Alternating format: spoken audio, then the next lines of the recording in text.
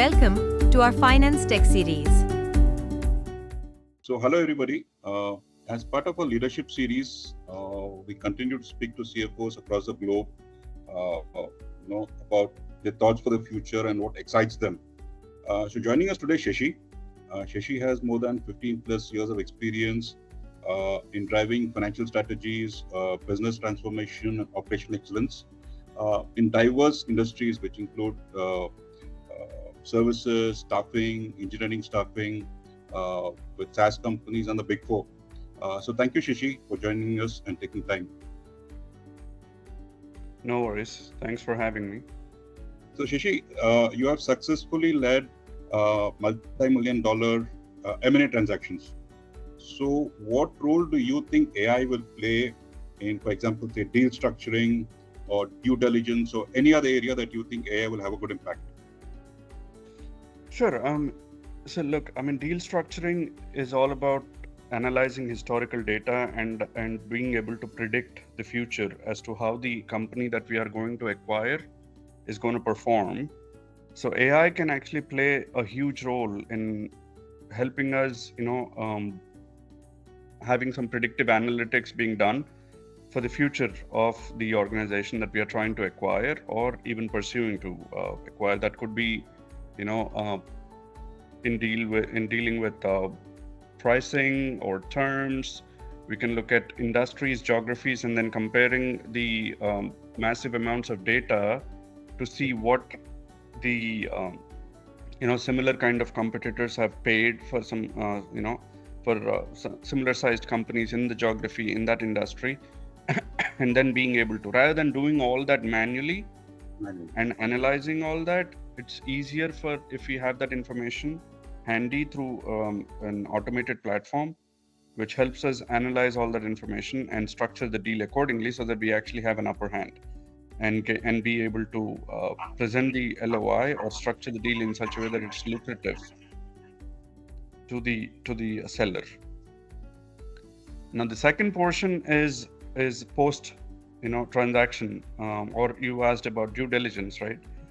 So due diligence again is all about data, right? It's laborious, it's time taking, it involves a lot of Excel data crunching. So a lot of that can be automated by using AI, and since you guys are technical and you're in that finance tech platform, obviously you understand NLP algorithms, natural language processing algorithms, that can be used to analyze the data in such a way that it's faster and identify the anomalies during the due diligence process and throw out any kind of red flags that we need to be taken care of or need to deep dive further into, which could be tax related, which could be contracts related, which could be any kind of pricing related. Biggest thing that in my experience that we have had in the past in M&A transactions is being able to analyze accounts receivable transactions. There is a lot of historical data that you need to analyze if the invoices were approved by the customers or if the invoice was recorded in the proper manner, if there is duplicate invoicing and things like that. That is shown in the open receivables in the AR, even though the company might have gone through auditing or review process, whatever the process that they might have actually had with the external CPA. It's extremely important that you understand what the outstanding receivable is and the corresponding supporting documentation, if it's available or not. If not, after acquisition, you end up writing off that invoices, which is a huge loss for the company. So understanding those anomalies and then accordingly structuring it in such a way that you in the contract you mention, saying that whether it is 180 days or 365 days that you identify these kind of anomalies after acquisition. That way you protect yourself after acquisition, right? So which is also something that AI can help. And then post-merger, or post-acquisition is definitely something that AI can help in understanding the key performance indicators for the company on how the company is actually performing before the acquisition versus after the acquisition, by defining the key performance indicator. Because for all that we know, the company that we are acquiring could be in completely different industry or completely different vertical that is actually adding, which has some synergies between both the companies, but then it's something that you have never done in the past. So understanding those KPIs and then tracking those KPIs and helping the leadership to monitor or maximize the operational efficiency, so that the ROI at the end of the day, when as a CFO, what's important is how fast is the payback, right? How fast is what's the payback period, and how fast can we break even with the amount of investment that we are doing, right? So that's what helps in. So any kind of financial modeling exists right now? How much of AI is used right now? Vis-a-vis whatever you're saying is all futuristic or something in the No, there is works? there is a lot that we can actually do with, there is a lot that is already existing. Already existing. Some of the technologies are already existing in providing data financial modeling, and in fact, if ChatGPT is obviously expanding a lot more. Correct.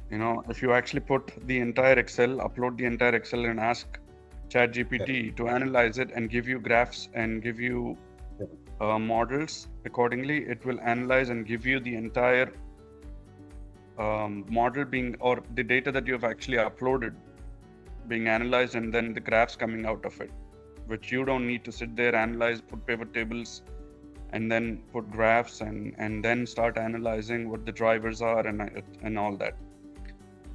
Business drivers, to me, the laborious process of creating or analyzing the data and converting it into business terms is where the actual financial analysis or the financial analysts come into picture, because right now they are doing both.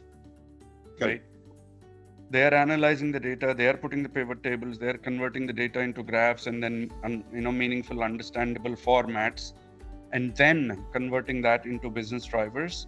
But rather, if the underlying data is converted already, now I can spend more time in understanding what the levers are and where can I pull the lever to actually improve my financial performance and drive that financial performance. Because finance people, we live in numbers day in, day out. Business people don't. So to me, the most important thing is converting the numbers into business drivers and informing the business leader as to what lever they can use or pull. It could be pricing related, it could be volume related, it could be geography related, or industry, or whatever it is. Right? So converting that numbers into business drivers is what is more important to me. And that's where, as a financial analyst myself, even though it's been a while that I haven't done that myself, but as a financial analyst, it's extremely important that we are able to convert that into business drivers. Whatever the problem could be, it could be the problem statement for a company could be improving the liquidity or cash flow for an organization, right? Or for another organization, it could be improving the profitability. Or for another company, it could be revenue improvement or gross margin improvement. So whatever it is, understanding the problem and then underlying drivers behind it is where AI can help in converting the data so that the financial analyst can sit and analyze the business drivers underlying that. That makes sense. Makes absolute sense. Another area which I wanted to touch upon with you. So AI in ERP is a buzzword these days. SAP is talking about it. Microsoft is talking about it. Salesforce is talking about it. You have a great amount of experience with implementation of ERPs like SAP, Oracle, NetSuite. So if I give you a wish list and say, what would you want AI to be, the driving or the enhancement that happens within an ERP. With SAP, you have all these transaction codes. In the olden days, people had to remember that. What if we told them, guys, you don't need to remember any transaction code. Interact with SAP with NLP, which is natural language, saying that I want this report. And SAP actually, the AI agent goes, takes that T code, gets back a report to you, and you're, instead of remembering transaction codes, you're talking, in a natural English language. What kind of enhancements would you like to see, AI in an ERP? Look, I mean, ERP is, when ERPs came into existence back, maybe 10, 15, 20 years ago, it was made for, non-accountants, right? You don't need to actually have an accounting degree to be able to post a journal entry in the system, right? The system automatically does the entry for you because debits and credits, the system actually understands it. So you don't need to do that. Where the accountants are actually spending more time now using the ERP is in reconciliations, right? And making sure that the GL reconciliations or the bank reconciliations, all of them those are completely accurate and thorough. That's where I think the next step is going to be, where AI is going to help in reducing the amount of manual effort that is being done by the accountants in completing these reconciliations, and then at the same time keeping up to speed with the industry trends and the law changes and all those things, which ERP does not just give you an alert on the screen, right? Where this particular law is coming up, or this labor law is changing, or the classification of 1099 is becoming more complex. So those kind of things where accountants can actually spend more time in understanding, keeping themselves up to speed with the market and with the law changes with the help of AI, so they can then strategically advise and be partner with the CFOs and CEOs of the organization rather than mundane tasks of transactional nature, right? That makes sense. So in my opinion, compliance, reducing the manual effort, improving the reconciliations, which in turn will also help in improving the close process and reducing the amount of time it takes for the books to be closed and reports to be published. And at the same time, once the books are closed faster, then ERP should also be able to help us in doing some predictive analytics. Correct. What is next month going to be looking like, right? Correct. Your and treasury management kind of a thing where you say. Fine-tuning the, because there are companies have multiple systems, but despite of having multiple systems, and even in large organizations, a lot of the times one system does not talk to the other. There's no seamless integration available between multiple systems. But having a layer on top of it will actually help in integrating all the systems together, and then being able to predict what the next month is going to be, rather than a human doing the forecasting. There is a lot more fine-tuning the human can actually do by having a baseline available. Correct. On a completely. To me, I think those are the 3 or 4 aspects: compliance, regulatory reporting, forecasting, reducing the mundane tasks and reconciliations, etc., and improving the overall close process, so that controllers can actually spend more time in tasks than regular mundane tasks. No, absolutely. Another area that you have a lot of experience is forecasting and budgeting. So where do you see AI working in this? Like, for example, staffing. Any input with that? Again, budgeting or forecasting cycles are, regular, and those are bread and butter for financial planning and analysis teams, right? So AI can definitely help in doing some predictive analytics, in my opinion, and having the baseline available will give a starting point for the financial analysts to go and fine tune it more by having business interactions, because regardless of what a software can do, there's still human interaction and business partnership that needs to happen, because the deals in pipeline with the probability percentages that we can attach to in the CRMs is not 100%. It's still based on human intuition, right? Correct. I can still select saying that it's still in the negotiation phase, or it's in certain phase, but then in reality it could be closer to win or closer to a loss, right? Correct.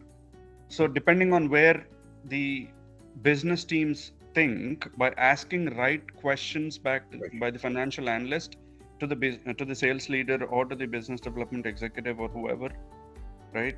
There is answers that we can generate with using which we'll be able to apply more fine tuning to the actual forecast or budget, so that there's more realistic expectations that can be set. Or on the flip side, if it is too low, right, then on the flip side we can also say that, okay, as a leader, I'm not expecting this.